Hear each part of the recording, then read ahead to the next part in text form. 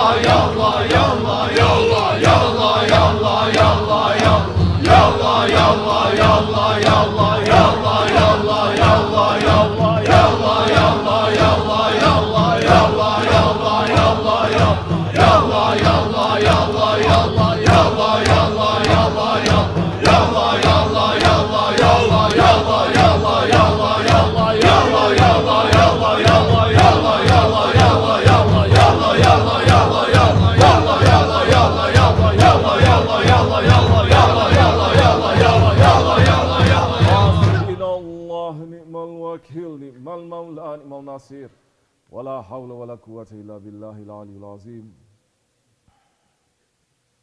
أعوذ بالله من الشيطان الرجيم. بسم الله الرحمن الرحيم. إن الله وملائكته يصلون على النبي يا أيها الذين آمنوا صلوا عليه وسلموا تسليما. اللهم صل على محمد وعلى آل محمد وسلم. اللهم صل على محمد وعلى آل محمد وسلم. اللهم صل على محمد وعلى آل محمد وسلم. اللهم صل على محمد وعلى آل محمد وسلم. اللهم صل على محمد وعلى آل محمد وسلم. اللهم صل على محمد وعلى آل محمد وسلم. اللهم صل على محمد وعلى آل محمد وسلم. اللهم صل على محمد وعلى آل محمد وسلم. اللهم صل على محمد وعلى آل محمد وسلم. اللهم صل على محمد وعلى آل محمد وسلم. صل يا ربي وسلم على جميع الأنبياء المرسلين وعلى كل أجمعين والحمد لله رب العالمين. على أشرف العالمين سيدنا محمد الصلوات. على أفضل العالمين سيدنا محمد الصلوات. على أشرف العالمين سيدنا محمد الصلوات. صلوات الله تعالى وملائكته وأنبيائه ورسله وجميع خلقه محمد وعلى آل محمد بالصلاة والسلام ورحمة الله تعالى وبركاته. رضي الله تبارك وتعالى السلف من أصحاب رسول الله أجمعين وعن التنزل المتقين والأولياء الصالحين مشايخنا بتركة نشفة العليا قدس وزكيهم بركات الله تعالى بركاتهم في ذاتهم دائما والحمد لله رب العالمين. الفاتحة.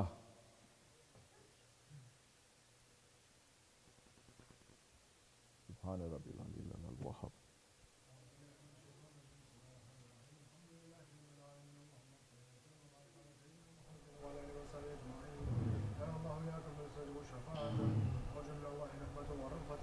اللهم بحرمة هذا النبي الكريم وآله وصحبه سالكين على منهج القوم اجعل من خير أمته وسلم لي بحرمته وأحشر أرضا في زمرته وسمن ألسنته في ذبه ونصرته وعلم متمسكين بسنته وطاعته ومن اللهم على حبه وجماعته. اللهم أدخل معجنة فلمن يدخلها انزل ما في قصورها فلمن من ينزلها وارحمنا ما أشفى الخلائق فترحمها. اللهم ارزقنا يا زيارته في كل سنة ولا جمع في القرآن فقط سنة. اللهم لا جمعت ذنوبا وستت به إلى المغفرة عيوبا. اللهم إنه كان معنا في السماوات ومثلها ومن فضله رحمه الله. اللهم ارحمنا بأس أصحاب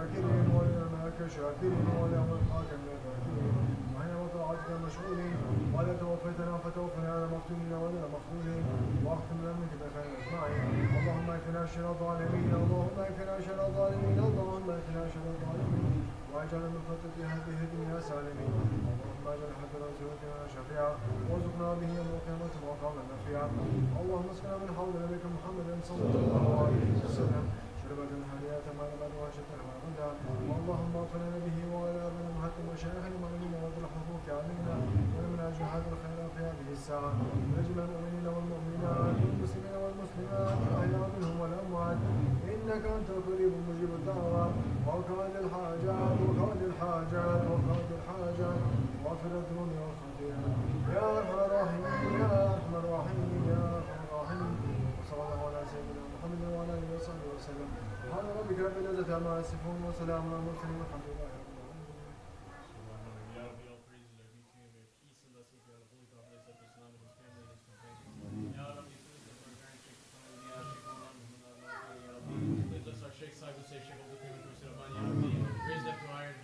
Stations, Ya Rabbi. Ya Rabbi, give long life, healthy life, strong life to Shaykh Al-Qur'an, Ya Rabbi. Make us be better ones to him, Ya Rabbi. Make us be better ones in this way, Ya Rabbi. Ya Rabbi, please bless us in these remaining days of Shaban, Ya Rabbi. Make them to use them in the right way, Ya Rabbi. Let us to enter Ramadan in the right way, Ya Rabbi. Ya Rabbi, make us to be remembering our deaths, Ya Rabbi. Make us to be preparing for our deaths, Ya Rabbi. Make us to live in this life clean, Ya Rabbi, and make us to pass clean, Ya Rabbi. Make us to be good servants, Ya Rabbi. Don't make us to be the ones that are making fitna and hypocrisy, Ya Rabbi. Ya Rabbi, give us sincerity, Ya Rabbi. Make us to do things for your sake and for your pleasure and for the pleasure of Holy Prophet, Ya Rabbi. Ya Rabbi, we're asking for this end of times, Ya Rabbi, to help the ones who are in suffering, Ya Rabbi, to help the ones who are under oppression, Ya Rabbi, to help the ones under tyranny, Ya Rabbi. Make us to be reaching to them through our Shaykh, Ya Rabbi. Make us to be doing that work, Ya Rabbi, for the sake of this holy night, Ya Rabbi, for the sake of our Shaykh, Ya Rabbi. Astaghfirullah, astaghfirullah, astaghfirullah. Lazim, lazim, la ilaha illa anta. Tawbatan nafsi, Allahumma anta rabbi la ilaha illa anta khalaqtani. Ya Wahhab, Ya Wahhab, Ya Wahhab, Ya Musawwir al-asbab, Ya Fatah al-abwab, Ya Khaliq al-qulub wal-absar. Allahumma salli ala Ya Rahman Rahim, Rahman Rahim, Amin. لا شريك له مستغرق خاص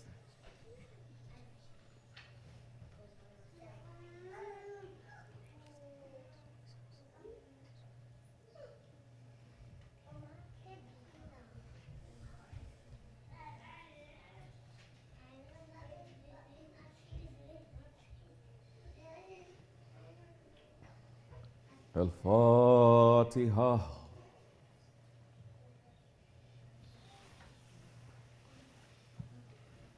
فاتحة.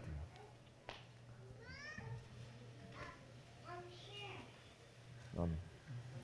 السلام عليكم. يمينك على وحي السماء. اللهم صل على سيدنا محمد أكرم الأسلاف القائم بالعدل والإنصاف المنعوت في سورة الأعراف المنتخب من أصلاب الشراف والبطون الظراف المصفى من مصاص عبد المطلب بن عبد مناف الذي هديت به من الخلاف وبينت به سبيل العفاف. اللهم إني أسألك بأفضل مسألتك وبأحب أسمائك إليك وأكرمها عليك وبما مننت علينا بسيدنا محمد نبينا صلى الله عليه وسلم فاستنقذتنا به من الضلالة وأمرتنا بالصلاة عليه وجعلت صلاتنا عليه درجة وكفارة ولطفا ومنا من إعطائك فدعوك تعظيما لأمرك واتباعا لوصيتك ومنتجزا لموعودك لما يجب لنبينا سيدنا محمد صلى الله عليه وسلم في أداء حقه قبلنا إذ آمنا به وصدقناه واتبعنا النور الذي أنزل معه وقلت وقولك الحق إن الله وملائكته يصلون على النبي يا أيها الذين آمنوا صلوا عليه وسلموا تسليما وأمرت العباد بالصلاة على نبيهم فريضة افترضتها وأمرتهم بها فنسألك بجلال وجهك ونور عظمتك وبما أوجبت على نفسك للمحسنين أن تصلي أنت وملائكتك على سيدنا محمد عبدك ورسولك ونبيك وصفيك وخيرتك من خلقك أفضل ما صليت على أحد من خلقك إنك حميد مجيد اللهم ارفع درجته وأكرم مقامه وثقل ميزانه وأبلج حجته وأظهر ملته وأجزل ثوابه وأضئ نوره وأدم كرامته وألحق به من ذريته وأهل بيته ما تقر به عينه وعظمه في النبيين الذين خلوا قبله اللهم اجعل سيدنا محمدا أكثر النبيين تبعا وأكثرهم أزراء وأفضلهم كرامة ونورا وأعلاهم درجة وأفسحهم في الجنة منزلا اللهم اجعل في السابقين غايته وفي المنتخبين منزله وفي المقربين داره وفي المصطفين منزله اللهم اجعله أكرم الأكرمين عندك منزلا وأفضلهم ثوابا وأقربهم مجلسا وأثبتهم مقاما وأصوبهم كلاما وأنجحهم مسألة وأفضلهم لديك نصيبا وأعظمهم فيما عندك رغبة وأنزله في غرفات الفردوس من الدرجات العلا التي لا درجة فوقها اللهم اجعل سيدنا محمدا أصدق قائل وأنجح. And it'll be endless. At that time you don't know where you begin and where you end. The capacity of Hazrat the Insan is endless. The capacity of angels, there is also a limit. I'm talking about Hazrat the Insan. Those who are beloved ones, those who are with the Holy Prophet ﷺ. It's endless.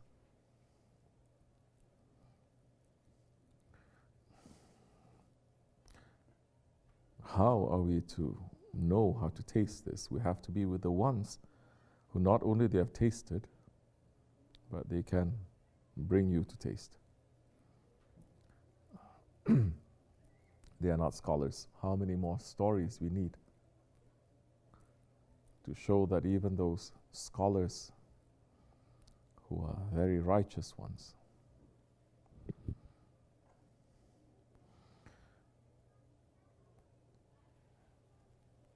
there is a limit. If they want to break through that limit, they have to submit to a guide.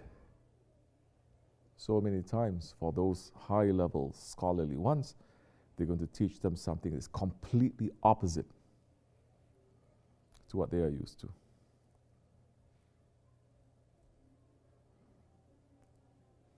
Completely opposite. These days, if the sheikhs of the Naqshbandi order, they're teaching something completely opposite to what you are understanding. So many names they can call them. Abusive, occult, wrong, this, that, so many names.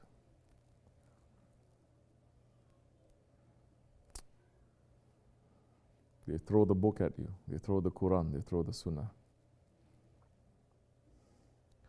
I said, okay, welcome to those who come and farewell to those who leave. Those who leave, we say farewell. Those who want to leave, we say farewell.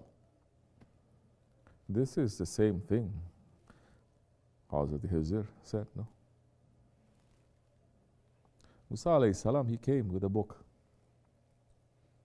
All the knowledge contained in the secrets of that book.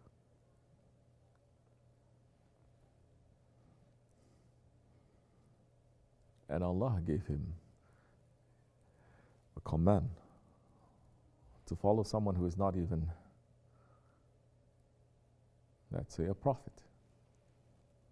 People are still debating, Hazrat Hizr is a prophet, not a prophet. It doesn't matter, not the same level as Musa alayhi salam, Nabi Mursal. Allah saying to Musa alayhi salam, go to him, learn from him. He is your guide and he is your sheikh. Everything that he's teaching is against the Shariat. This is Quran. Maybe people say, I don't believe in this story of this saint, this story of this saint, but this is Quran. No one can say, I cannot believe. It is there. According to the Shariat, it is wrong. But there's a Shariat inside of a Shariat. There's a Shariat inside of Tariqat. And he said, farewell to you if you cannot follow. Your Lord sent you, welcome to you, but I don't think you can follow. Before anything was done. That's why today's Muslims, they dare to say, for example, Hazrat Ibrahim alayhi salam as being an abusive father and a husband. Ibrahim alayhi salam, Halilullah. Why is that? They follow the Jews and the Christians, that's why. They're so free, blah, blah, blah, talking about their prophets. So Muslims becoming jealous of that. We want to be like them, so free. So they start saying also. We like this one, they say. This one is a female sheikha. Sheikha, such a thing called sheikha. If there was, the wives of the Prophet were going to be number one, top. But they relay hadith. There's not sheikha.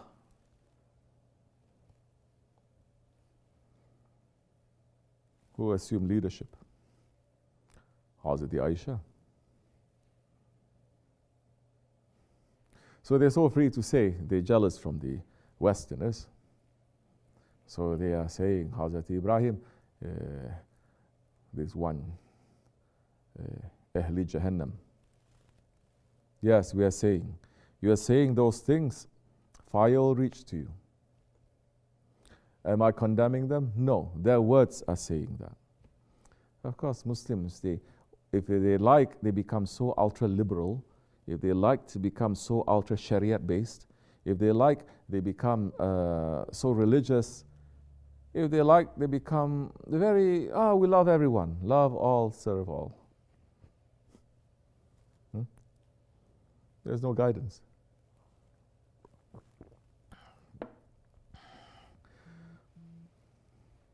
So that one, that so many Muslims are following also, men and women especially, saying, Ibrahim alayhi salam is a deadbeat husband because he left his wife and his newborn son alone in the desert.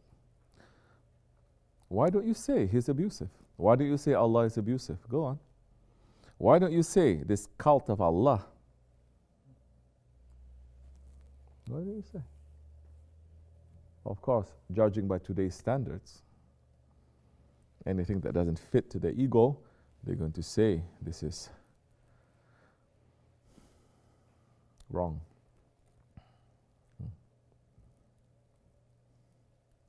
Leave that. If the whole world is saying it is wrong, we must be brave enough to stand up saying, as Allah is haq, it is haq. We cannot be afraid to say that. But how are we going to be afraid? We start hanging out with people who don't have enough faith. We're going to be afraid. Even if you have a lot of faith, you hang out with people who are very weak in their faith, you're going to be like them. You hang out with people who are hypocrites, you're going to be like them. One day you're like this because you stay in this group. In this group, one day you're like that. One day you're saying, you are right. Everything belongs. Yeah, it's correct. Next day you're going to say, you are also right. You are also right. You are also right.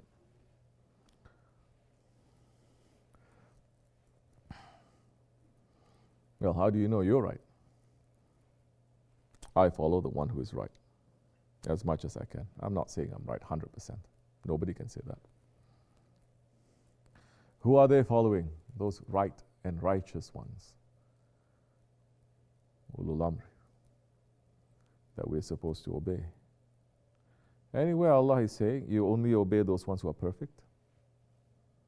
Because to your understanding of perfection is also flawed. It's also wrong. It's also filled with corruption. It's also filled with misunderstanding, because you're going to judge something is perfect or not, either according to your shaitan or according to your ego. Even if you judge according to Shariat, what is right and wrong, there is a Shariat above that.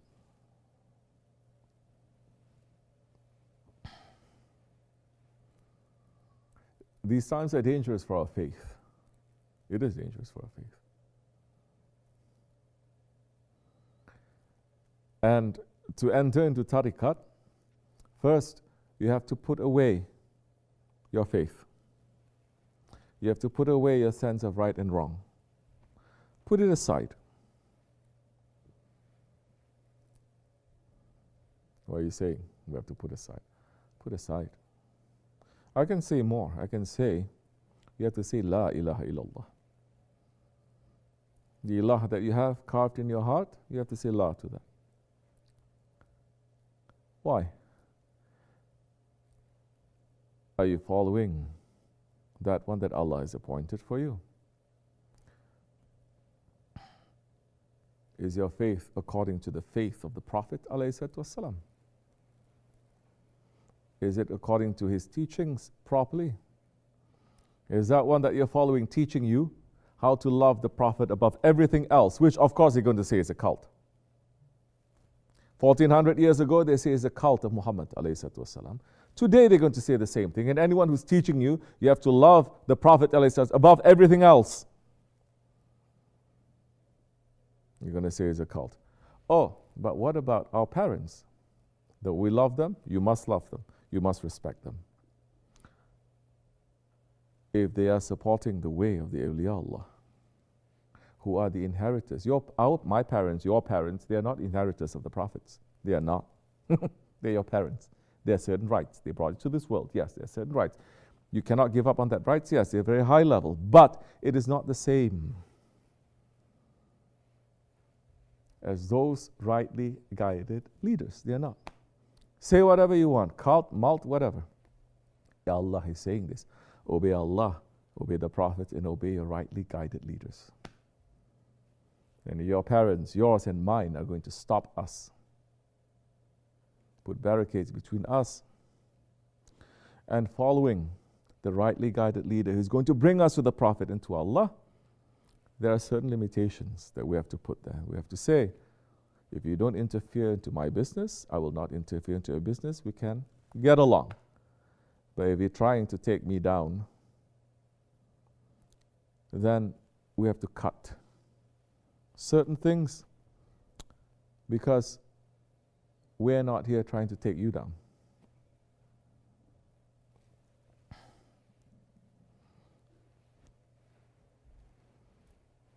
You must love your parents. You must respect them, but they're your parents. They are not inheritors of the Prophet. They are not. Their rights are different. The rights of the awliya Allah, they're completely different. In fact, you have to put those ones who are teaching you how to love the Prophet above your parents. Why is this? Because Prophet ﷺ is saying, if you don't love me more than you love your father, your mother, your children, everything that you own, everything, even yourself, you don't have complete faith. The reason why we're in tariqat is to get complete faith. Am I saying fight with your parents? No. Am I saying argue with them? No. Am I saying don't listen to them? No. If you want to take all these arguments, then you're not right. Then turn off that, don't listen to me. Of course, we have murids that they see Shah Effendi, they love him so much, they become a little bit crazy sometimes, and they say, no, I'm not going to listen to you, Dad. I'm not going to listen to you, Ma. They're a little bit crazy, you know. When the first people, they fall in love, they get a bit infatuated. Do I encourage that? No. Say, don't fight with your parents. Whatever they say, especially if you're living in their house, They are good people, they're Muslims and everything. They're not trying to stop you. They see you doing certain things, they don't agree with it, they think it is strange. Try to negotiate. Don't argue. Say, yes, father, yes, mother. You'll be eating their food, living under their house. They have rights over you like that. If not, you say, very good, that's your advice. I will listen to that advice, but I also have a guide who is teaching me this.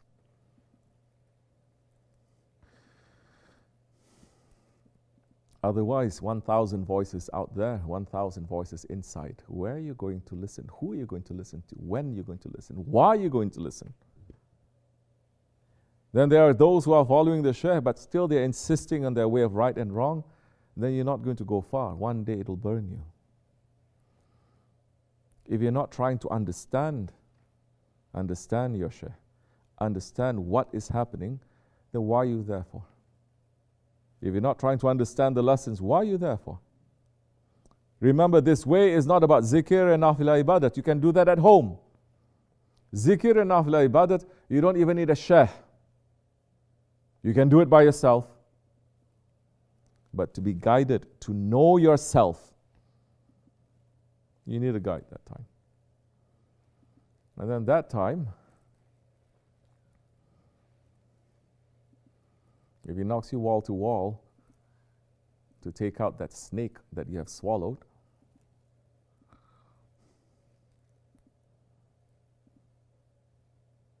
it is for your own good. It is not for that one's. And if you want to listen to what other people are saying, that this is this and that, abuse and this, go ahead. It's up to you. I'm not here trying to defend every shaykh, of every tariqat, of everyone who's doing this or that. I'm not. I'm speaking as a Jamaat, as someone who's following Shaykh Effendi, and in our way. If you say, well, what about this shaykh doing that? So I have no idea of that. I don't know that. But in this way, it is clear certain things. And every time we're saying, if you have any questions, say. If there's something wrong that you see, say. Say something that is going to give benefit to you and others, or else keep silent. Don't backbite later. But if you want to do that, you are free as well. But to know if you're backbiting, it is worse than Shaykh Effendi is saying committing adultery with your father and your mother in front of the Kaaba. What happens then? You are backbiting about us. You are going to carry all our sins. It's okay with me. Go ahead and backbite because we have so many sins and we want to give it to someone. So if you have a question, ask. But if this is something that you just want to be busy with backbiting, not asking for any explanation, but you're just happy because you made a decision, you made a judgment, and you just want to go pop, pop, pop like that, you're free to.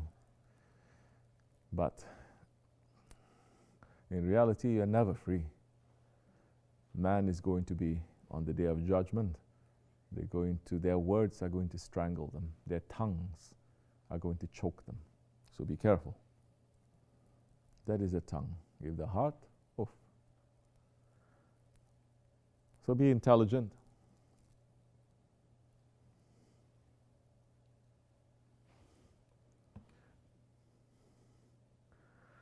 Don't judge so much. Try to understand.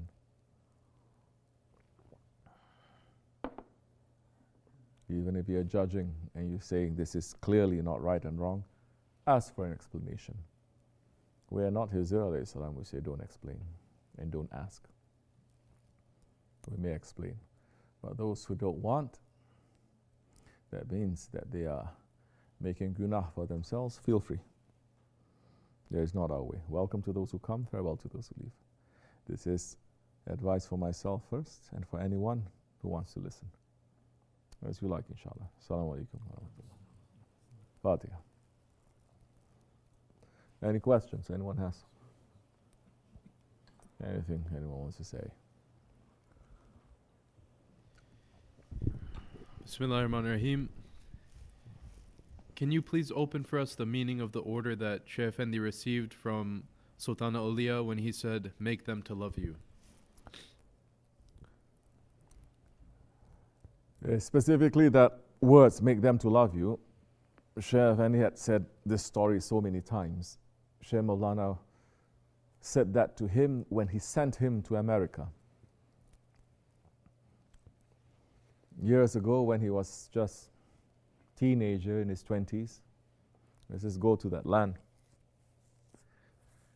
and make them to love you. Shaykh Afeni at that time, he went, he had nothing in his pockets. He didn't even speak the language. Time by time, he's learning, he's working, he's doing this, and still he continued that. Make them to love you. What did he do? He tried to take the hearts of the Americans that he is in contact with. If it is words he has to offer, he gives that, to give them comfort, to give them faith, to give them security, to give them some kindness. He did not go there with the intention or with the order that Shaykh Maulana is going to say, make them to become Muslims. Well, do we know if we're going to die Muslims? No. He says, but make them to love you. Steal their hearts, because this is what saints are. No? They steal the hearts of people.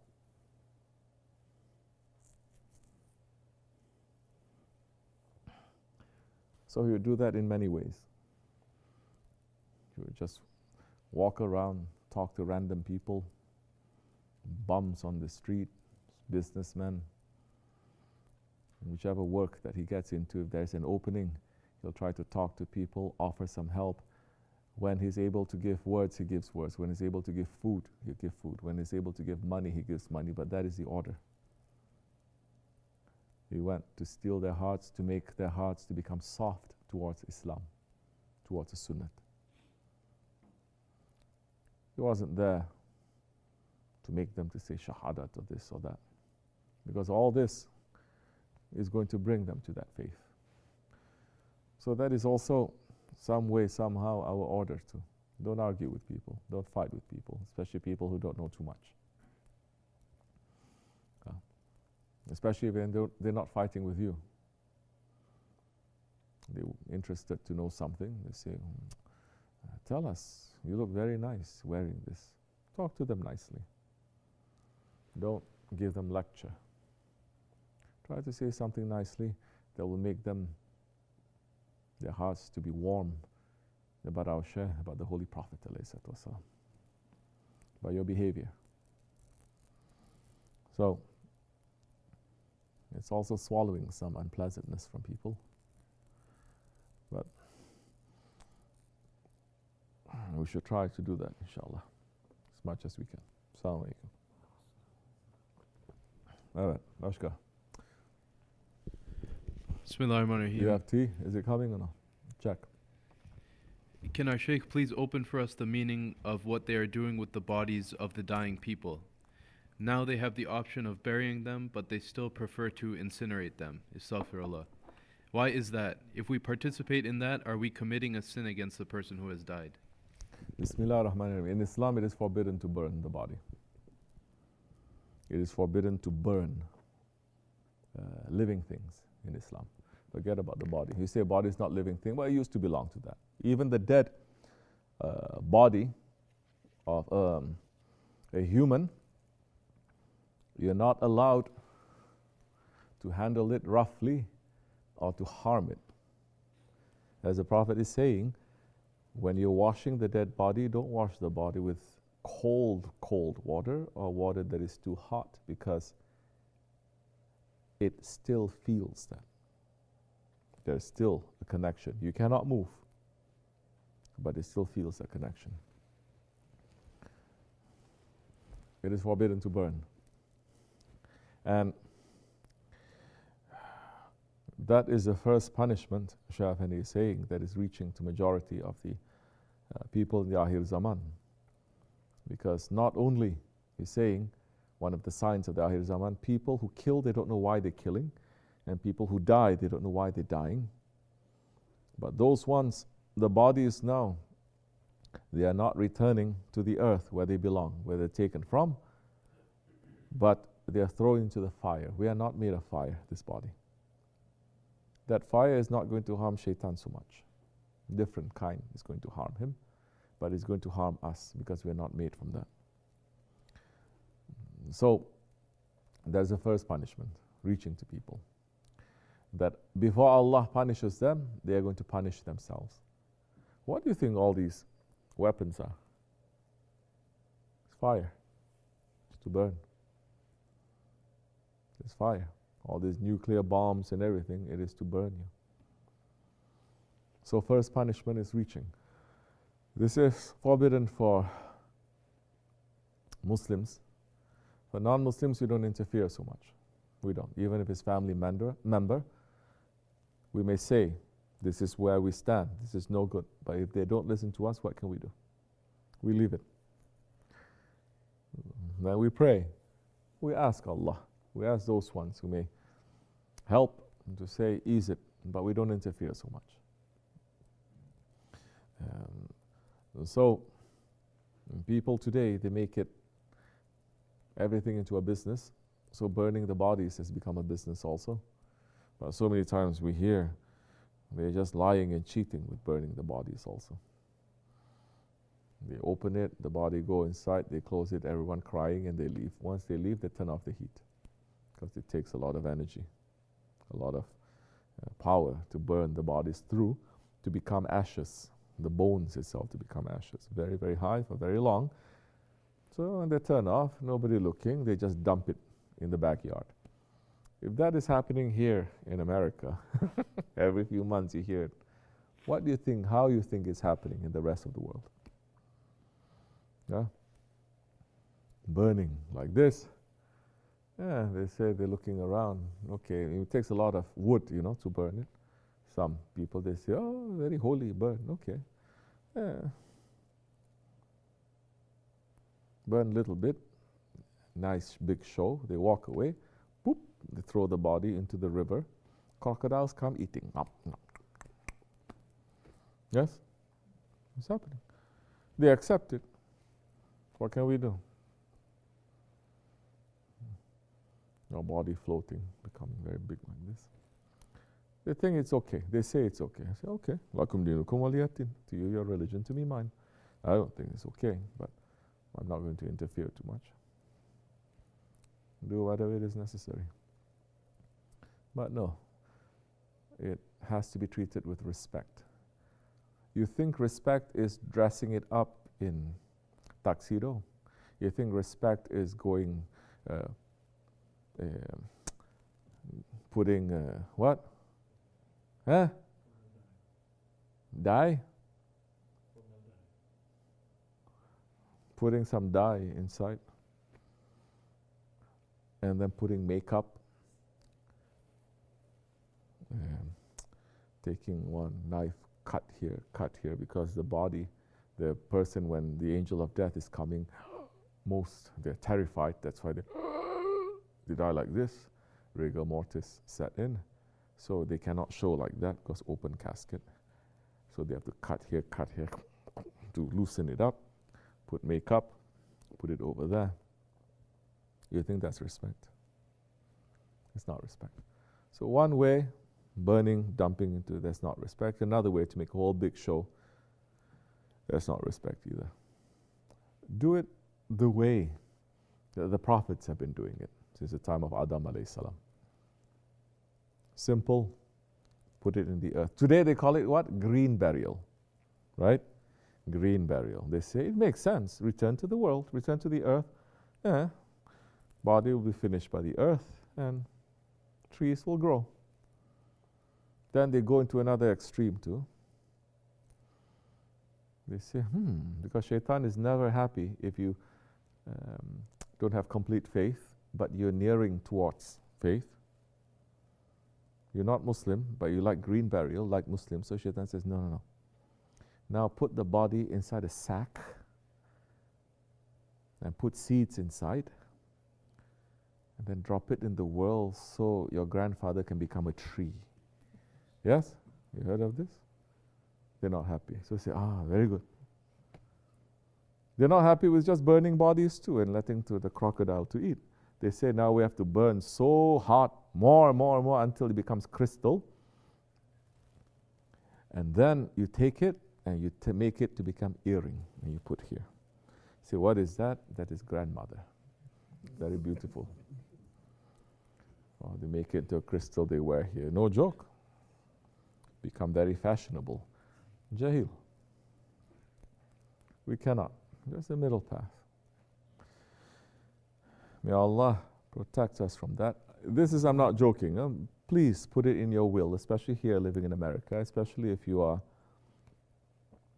coming into Islam. Because by law, your next of kin have right over your body. If they decide to burn you, even if you're following Islam for 50 years, 60 years, they are protected by the law to burn you. Unless you write a will to say, I don't want to be burned. I want to be buried by this, this, and this. So it's, these days we say, what, non-Muslims? Even Muslims are weird. They get so scared, they say we have to burn the body or else it's going to spread the disease.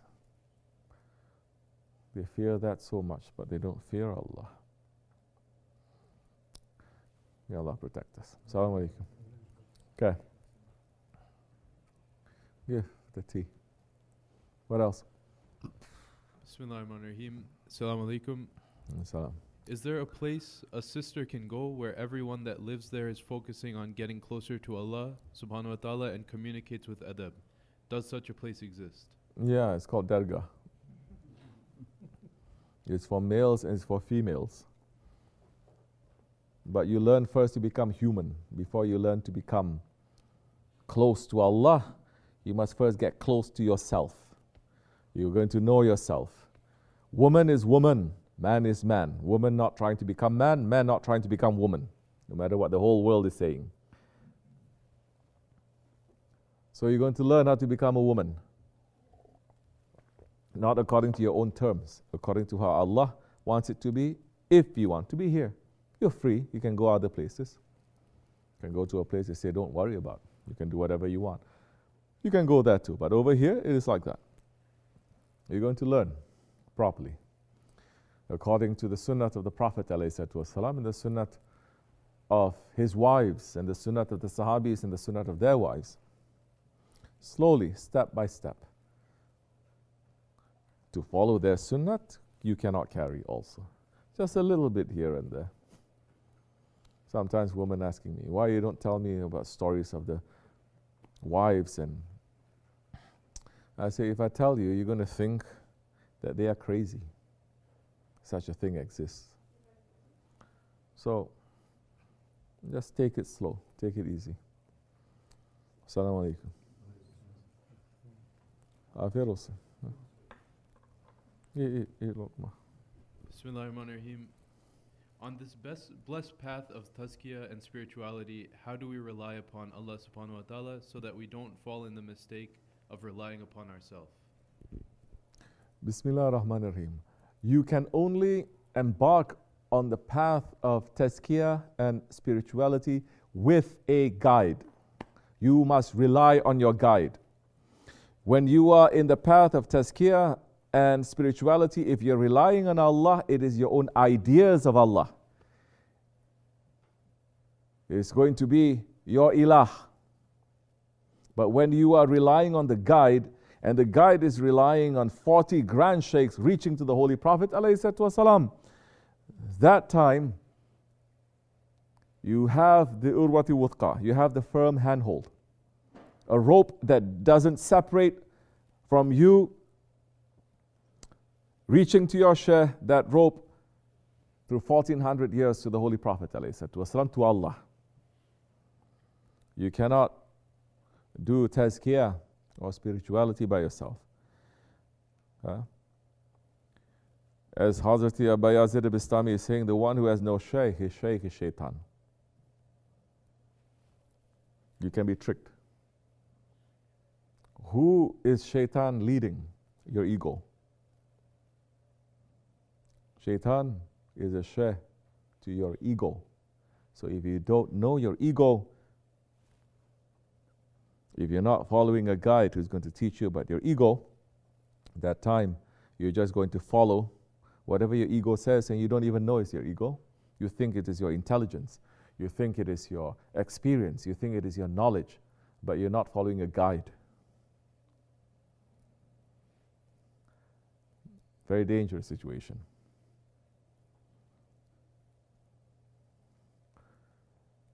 So, then how do you stop? Don't rely on yourself. We enter into tariqat not to rely on ourselves too. We enter into tariqat to learn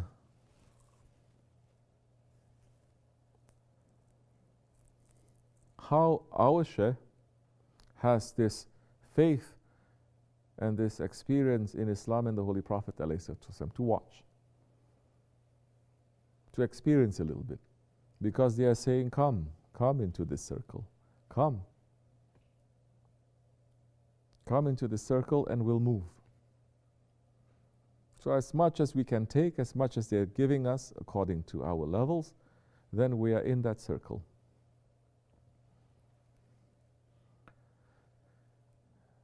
But without a guide, as Maulana Rumi is saying, the journey of maybe 1 year is going to take you 100 years. The Prophet came as a guide. If there is no protocol, divine protocol of following a guide, Allah would not send any prophets. He just sent books to everyone. He would have sent books. He could have done that, to send books to 124,000 Sahabis without a prophet. But no, the Prophet came, everyone had to follow the Prophet ﷺ. They cannot rely on themselves or their ties to Allah too, where the Prophet is there. Tariqat is to say this prophetic tradition is still existing. So that one is your share. May Allah always keep us strong with Him. And may Allah give us more intelligence and more faith, inshallah. Fatiha. Amin. Assalamu alaikum. Bismillahirrahmanirrahim. Shaykh, could you please guide us on how to get hikmat or wisdom in our life? Are any specific rules and techniques to be followed in gaining hikmat? Rules and techniques, it is for a school. This is not a school.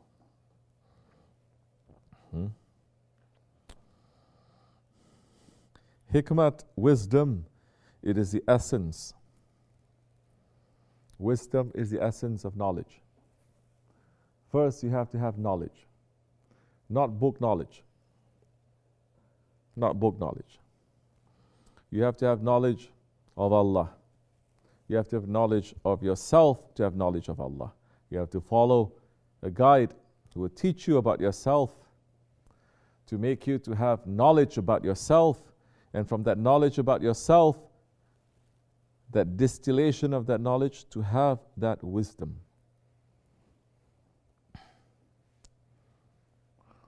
If you ask other shaykhs in other tariqats, they'll give you a different answer. But this is the answer here. The tariqat al-aliyah. So you want to have wisdom. Be with the wise. Don't judge the wise. Don't say, are you sure you're wise? They never will tell you that they are wise. They say, you want to follow, follow. You don't want to follow. You know what? Don't follow. You can't follow. So no, I want to be. Are you sure? So many people want to take bayat. I say, are you sure?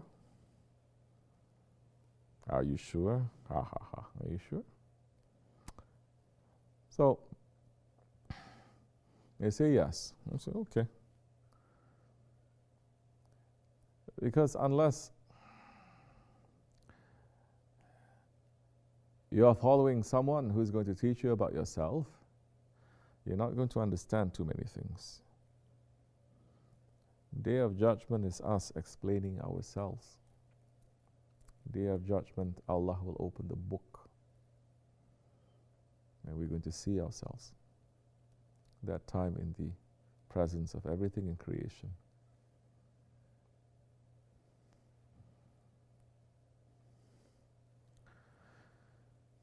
So you want wisdom, be with the wise. Did I take bayat with my shaykh to learn wisdom? Actually, no. I took bayat with my Shaykh to be in safety. After a while, you're not shooting for the stars. You just want to make sure that the earth that is under you is not going to crack open. You just want to make sure that you're safe. Is that wisdom?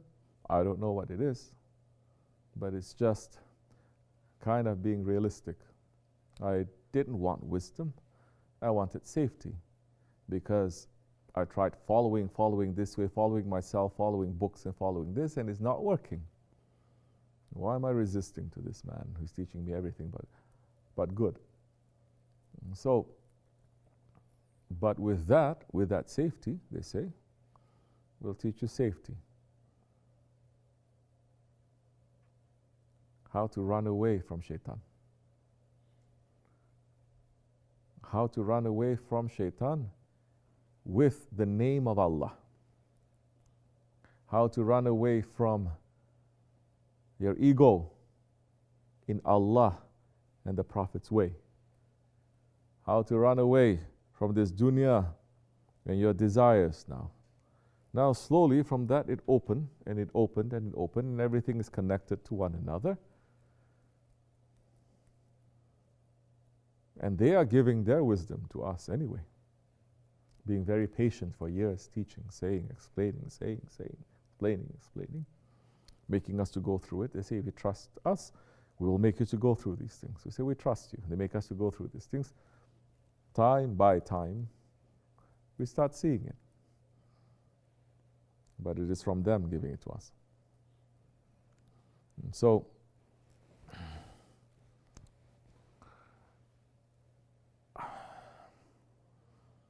usually they say old people are very wise.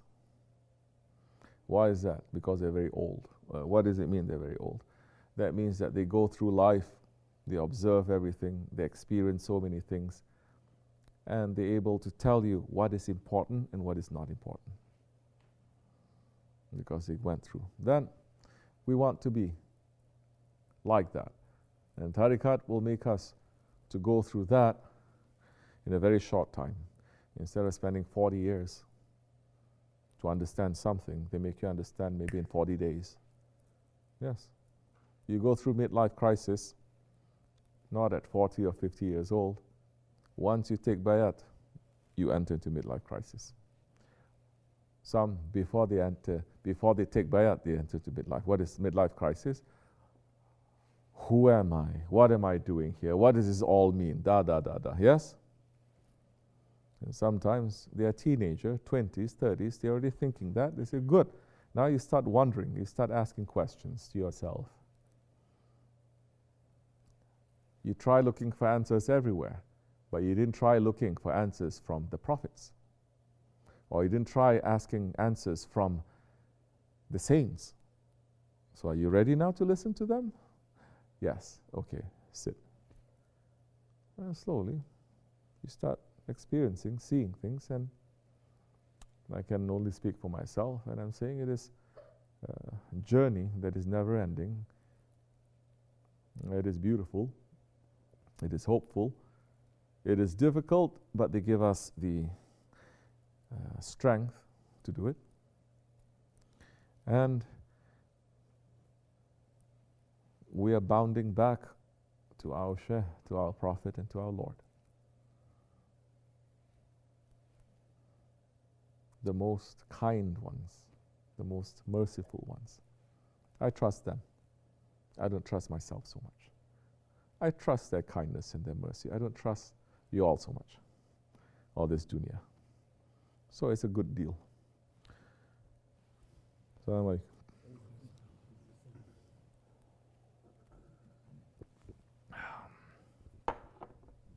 sleeping, huh? I'm going to take out my water gun. You have to get me one. This is busted. All winter I didn't use.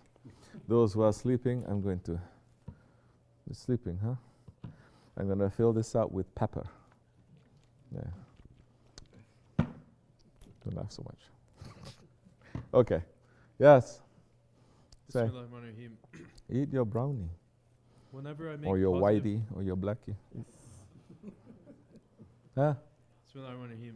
Whenever I make positive plans for self-correction, behavioral corrections, future improvements, etc., I get reflections of the awliya and their holy places or holy numbers like 11 and 12 automatically, or sometimes images of holy verses reflecting towards my plans. Are these spiritual signs from the Almighty, or are they psychological? Spiritual signs from the Almighty can come from psychology, it can come from biology, it can come from architecture, it can come from chemistry, because everything is a sign of Allah.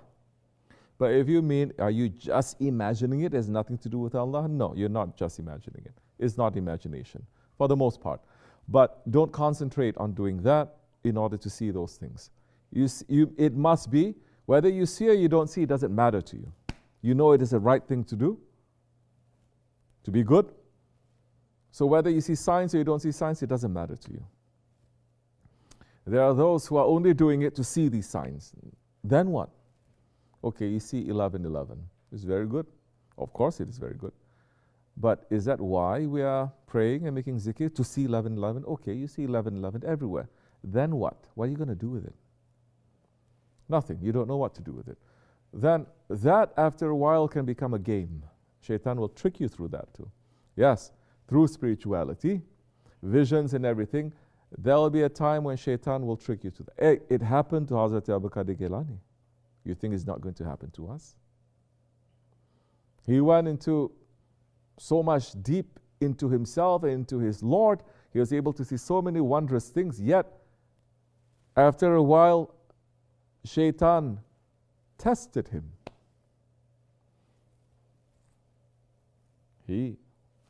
Of course, he passed the test.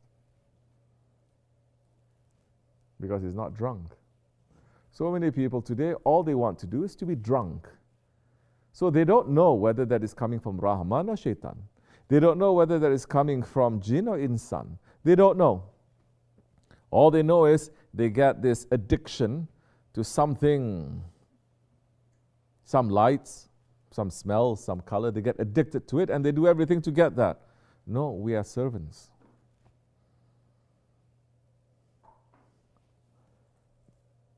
Certain things, of course, when you do, your heart will start opening and you'll see. But if whatever that you're seeing and experiencing, if it's going to stop you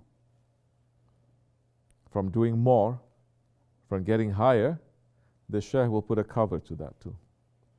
He'll start blindfolding you so that you don't see anything, so that you can make higher progress. So, it's not necessary in our way to see all those things too. The one who sees these unusual things and his faith rise up because he sees is not better than that one who doesn't see and he believes. In fact, that one who doesn't see and he believes, his faith is higher because he doesn't need to see to believe. And if he sees something, he's saying it doesn't matter. Because all these unusual things is not something that Mahdi alayhi salam is going to bring. It is something that Dajjal is going to bring. What Mahdi alayhi salam is going to bring is he's going to bring Shariat. And he's going to bring Tariqat. So if you're not busy with that, refining your adab, the submission, knowing yourself and your ego, fighting against your ego, Dajjal can easily show you some unusual things. Never forget, the Prophet says Dajjal is not going to come to you like Dajjal. He's not going to come to you with one eye big, one eye small and very ugly. He's going to come to you in the description, in the beauty of prophets. It is all an illusion, but he's going to come to trick you. How are you going to get tricked if he's looking like an ogre? Huh? Like Shrek, right? How are you going to get tricked?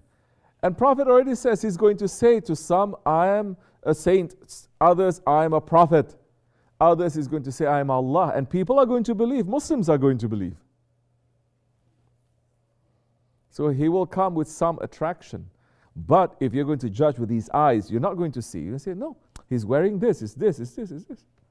But if you look, if you have vision that your sheikhs and the saints have taught you how to see, everything has to go according to Sharia too. Then you're going to notice, oh, he's wearing a turban, but this is not how the prophets, they tie their turban. He's keeping a Muslim, but this is not where the prophets are doing it. Just like Hazrat Abdul Qadir Gilani, when the Ma'idah came, the table, golden table came from paradise. He was worshipping so much, a golden table came from the skies with food, heavenly food, looking foods, and cups and plates and everything. And a voice coming saying, my servant, you have passed your test. Now eat from the food of paradise. And he's saying, oh, you Melun, you cursed one, get the out of here. If Allah had sent him that and he said those words, he'll be stripped of his sainthood because he failed the test. How are you going to know if something appears like that, to know it's coming from Allah, Rahman, or Shaitan? Why he said, Shaitan, get away, this is your trick. Why he's saying that? Because he says, no prophet ever eats with golden plates and cups and everything. This is against to the Sharia. This is not coming from Allah. Although we know that in paradise you'll be given those things, no? Now, you're understanding how much awake you have to be? How much awake you have to be? So many times Shaykh Effendi saying, wake up, don't be in ghaflat, don't be in ghaflat, don't be in ghaflat. How much awake you have to be. Now this being awake is not about how much knowledge you have. It's being alert. How are you going to learn to be alert? How are you going to learn to be awake? From books, from so much zikr, people enter into zikr and they enter into hayal. They pray and then their mind goes somewhere. You're not being alert. That time you have to be with the ones who are awake. They will teach you how to be awake. And the method usually is wall-to-wall knocking you. Putting a fear, putting you to become very careful, to watch everything, And fear meaning that Allah is watching too. Then that time you can be awake. This tariqat is for people who are awake. If you want to go to sleep, it's not for you.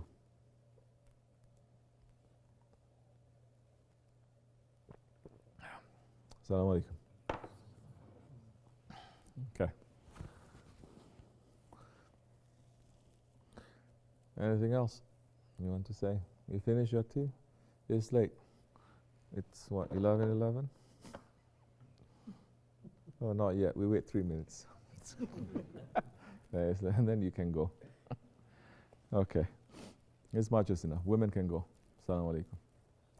Say. Bismillahirrahmanirrahim. It is said that the best time for our dua to be accepted by Allah subhanahu wa ta'ala is when we ask Allah subhanahu wa ta'ala with complete ikhlas and focus. And sometimes the dua brings a lot of relief. Despite that, after some time, shaitan or nafs makes a waswasa that start damaging our tawakkul and trust in Allah subhanahu wa ta'ala that we built through our dua. Ya Shaykh, could you please suggest a solution or remedy for this? Don't trust your dua. How do you know you're making good dua? You're making a request, right? How do you know that request that you're making is good for you?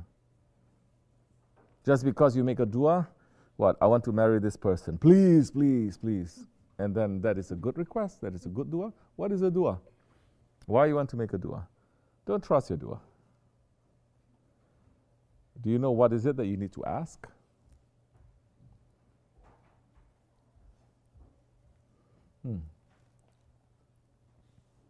Trust in Allah. That Allah is going to answer your dua. Why Allah should answer your dua?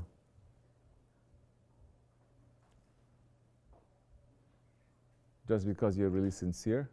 What, we become like little kids watching Peter Pan? If you're really sincere and you clap your hands, it's going to come back to life. If you ask a scholar, he's going to give you a different answer. This, I'm giving a different answer. So, we come back from the scratch, from the beginning. The question of dua. How do you know if your dua is something that you should be making? This is why you need a guide. You need a shaykh. You need someone to tell you how to make dua, what kind of dua, when and why. Because Allah is teaching us how to make a dua. So you have to be taught how to make a dua. Not even Allah is teaching us to make a dua. Surah Al-Fatiha. Half, let's say, it's about Allah. Half is about mankind, believers. Yahdina Sirat al-Mustaqim is a dua. Guide us on the straight path. Keep us on the straight path. That is the best of dua. Keep us on the straight path. And Allah, I said this many times, Allah is making it very more specific, even more. Because everyone is saying, I have a straight path. I'm following straight path. 1 billion Muslims saying, everyone is saying, I'm a straight path. This one is saying, I'm a straight path, I'm a straight path. No one is going to say, no Muslim is going to say, I'm not in a straight path. But Allah is saying, not only are you going to say, guide me or keep me on the straight path, but He's going to say which path you have to follow. Now, this is why you have to follow a shaykh. Which path? Many paths. How are you going to know where? What is the best path? Allah is saying, Ihdina Siratal Ladhina An'amta Alayhim. The path of those whom you have favored, the path of the Prophet. So, now, because this question is also not entering into the subject of tawassul, of, how you say?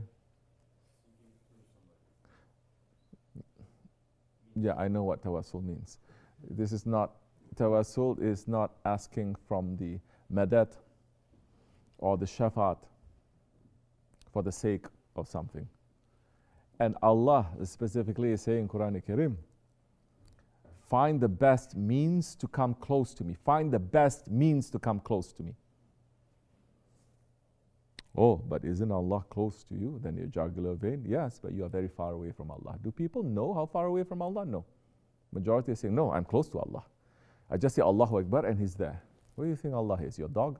Astaghfirullah. That's why in the tariqat we are saying there are 70,000 veils between you and Allah. 70,000 veils. And you enter to tariqat to remove those veils that's separating you from Allah. Allah is close to us, but we are very far away from Allah. So Allah is saying, seek the best means to come close to. Seek the best means to come close to Allah. Who is the best means to come close to Allah? Who is the closest to Allah? Alayhi salatu wasalam. How are you going to come close to the Prophet? You never met him. Then there are his inheritors, living like you. Find those ones. Follow. Be with them. Be with the Salihin. Then that time, you will understand also. Maybe before you have 1,000 things to ask Allah. Once you start following them, then you realize 500 is not so important. 500 is important. More time you spend, more time you spend, more time you spend, and you say, everything I'm asking about myself for myself is unnecessary. Allah knows. And everything I'm asking about myself for myself is only for myself. It's not for the sake of haqq. It's not for Allah's sake. So I want to only ask what He wants. So you start changing. Your dua start changing. It's not about sincerity of asking or clapping really, really hard or finding, oh, this time I'm going to ask. Because you're no longer asking for yourself. You start living for haqq. And you're asking for haqq. I hope this makes sense. Makes sense to me a little bit.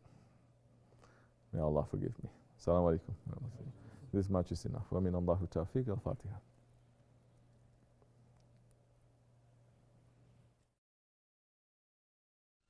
بسم الله الرحمن الرحيم